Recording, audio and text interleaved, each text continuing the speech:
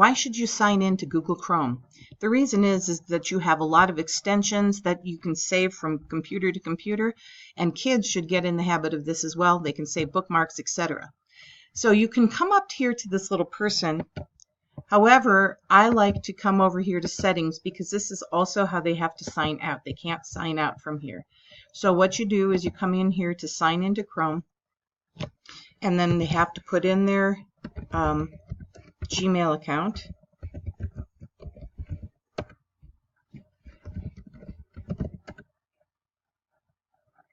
And then we'll just go ahead and say link data.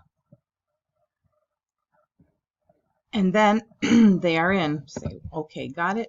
And what you're going to notice is that a bunch of extensions come up because we have extensions that we've pushed out to kids, but also you'll see that I've saved bookmarks here as well. So that's why you should sign in to Chrome.